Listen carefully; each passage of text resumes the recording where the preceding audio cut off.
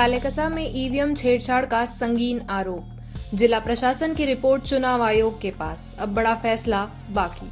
सालेकसा नगर पंचायत चुनाव और उसके बीच अचानक उठता ईवीएम छेड़छाड़ का तूफान। कांग्रेस, राष्ट्रवादी कांग्रेस, शिवसेना शिंदे, शिवसेना उद्धव और एनसीपी शरद पवार गुट के उम्मीदवारों ने उस मुद्दे पर ऐसा हंगामा मचाया कि पूरा तहसील कार्यालय घंटों तक घिरा रहा। दावा, ईवीएम मशीन से छेड़छाड़ हुई है, वोट टैंपरिंग की आशंका है और इसी शक ने पूरा माहौल गरमा दिया। करीब 12 घंटे तक जोरदार आंदोलन, नारेबाजी, स्पष्टीकरण की मांग और भारी तनाव। आखिरकार देर रात उपविभागीय अधिकारी मिनाज मुल्ला ने पूरे घटनाक्रम की विस्तृत रिपोर्ट तैयार कर जिलाधिकारी को भेज दी और अब ये रिपोर्ट राज्य निर्वाचन आयोग के पास पहुंच चुकी है। सबकी नजर अब सिर्फ एक सवाल पर टिकी है, क्या आयोग दोबारा जांच कराएगा? क्या दोषियों पर कार्रवाई होगी या फिर ये मामला शांत कर दिया जाएगा? इधर कांग्रेस के नगराध्यक्ष पद के उम्मीदवार और उनके प्रतिनिधि शांत नहीं बैठे। उन्होंने संबंधित चुनाव अधिकारी और एसडीओ पर सीधे सीधे मामला दर्ज कराने की मांग उठा दी है। उनका आरोप साफ है, ईवीएम के साथ खिलवाड़ हुआ है और जब तक दोषियों पर कार्रवाई नहीं होती संघर्ष जारी रहेगा। मी ॲडिशनल कलेक्टर आहे, मग मीच सांगतो, कारण ही वस्तुस्थिती आजपासून जी सुरू झालेलं आहे त्याच्यामध्ये आम्ही राज्य निवडणूक आयोगाला अहवाल पाठवलेला आहे, त्याच्यानुसार कारवाई करत आहोत। त्याच्यामुळं जी कारवाई त्यांच्याकडनं होईल त्याच्यामुळं पुढची कारवाई करत आहोत। त्यांनी जे आरोप केला होता त्याच्यामध्ये त्यांनी जो पहिला आरोप नाही तोच सांगतो जे आम्ही रिपोर्ट पाठवलेला आहे त्याच्यानुसार जी कारवाई होईल ती करतोय आम्ही। दुसऱ्यांदा अहवाल बनवण्याचा पहिल्यांदा अहवाल पाठवला त्याच्यावर आरोप केला होता काही उमेदवारांनी। अरे तेच सांगतो, आम्ही रिपोर्ट पाठवलेला आहे तो जिल्हाधिकारीचा रिपोर्ट गेलेला आहे, त्याच्यानुसार कारवाई होईल। आरोप पहिला आहे की कंत्राटदार नसावा उमेदवार, परंतु भाजपचे नगराध्यक्ष पदाच्या उमेदवाराच्या मालकीच्या वाहनात सगळ्या मशीन बुथवरून या स्वीकृती केंद्रावर आणण्यात आल्या शंका आहे।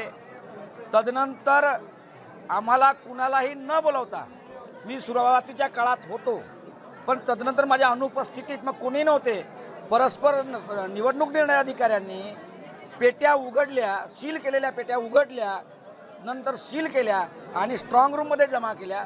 त्यामुळे ज्या पेट्या पंचासमक्ष सील झालेल्या होत्या त्यांना न बोलवता त्यांच्या अनुपस्थितीत आपल्याला मतपेटी उघडण्याचे अधिकार कुणी दिलेले आहे आणि हे अधिकार जर आपल्याला नसतील तर आपल्यावर कारवाई झाली पाहिजे।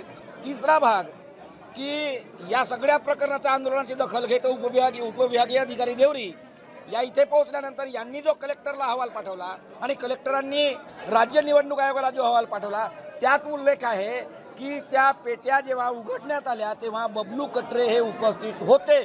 सरासर खोटं सीसीटीव्ही फुटेज तुम्ही दाखवा की त्या पेट्या उघडत असताना मी उपस्थित होतो का? मी नव्हतो, याचा FIR मी केलेला आहे। यांच्यावर निवडणूक अधिकारी आणि उपविभागीय अधिकारी यांच्यावर खटला दाखल करण्याची मागणी आम्ही म्हणजे तक्रार आम्ही केलेली आहे आणि उद्या आम्ही रितसर तक्रार केल्यानंतर कारवाई होत नसेल तर याचं निवेदन तक्रार ही कलेक्टरच्या मार्फत माननीय राज्य निवडणूक आयोगाला आणि तदनंतर गरज पडली तर न्यायालयात आम्ही जाऊ।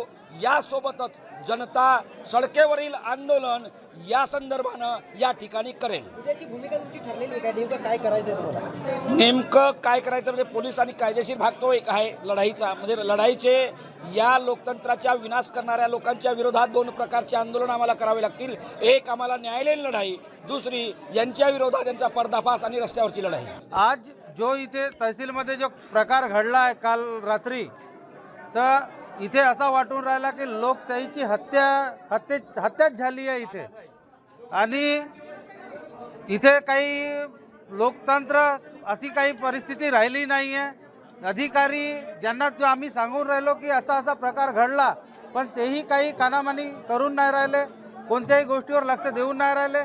याच्या विरोधात उद्या आम्ही निर्णय करणार आहोत आणि बहुतेक पूर्ण तालुका, सालेकसाच नाही तर पूर्ण तालुकाही बंदचे आव्हान आम्ही देऊ शकतो।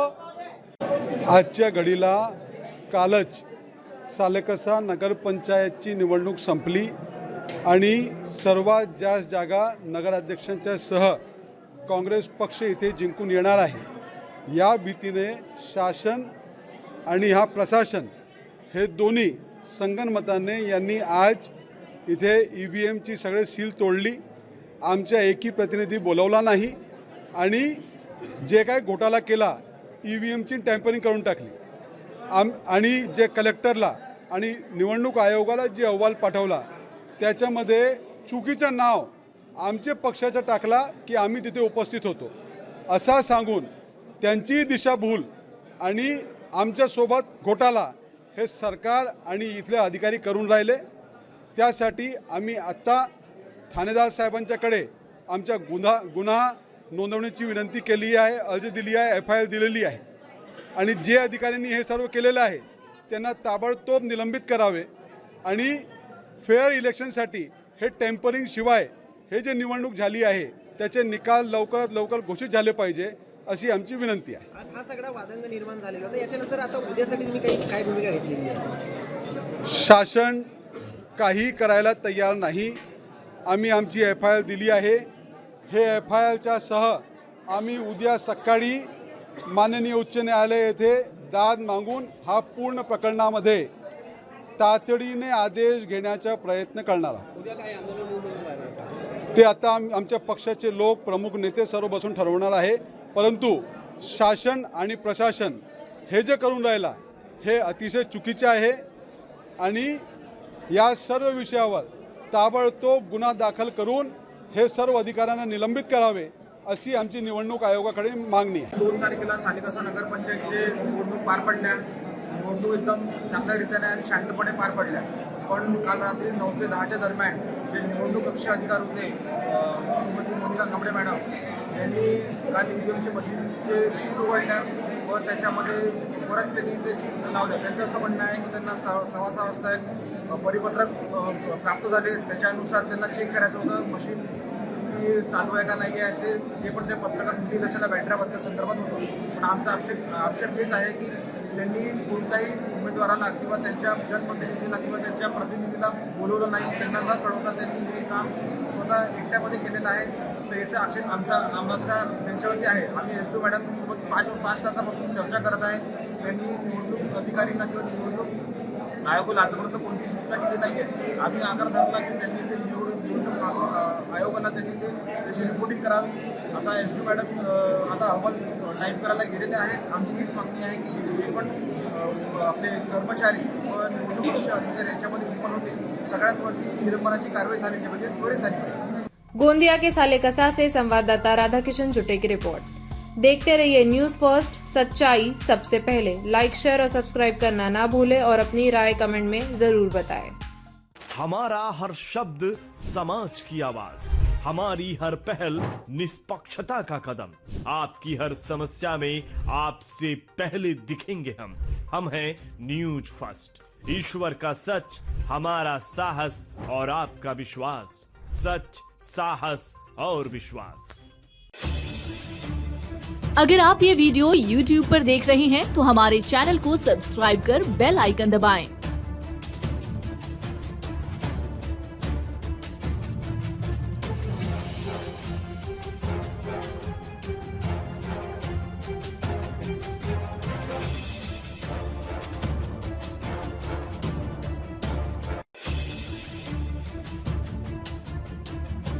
और Facebook पर देख रहे हैं तो हमारे पेज को लाइक करें।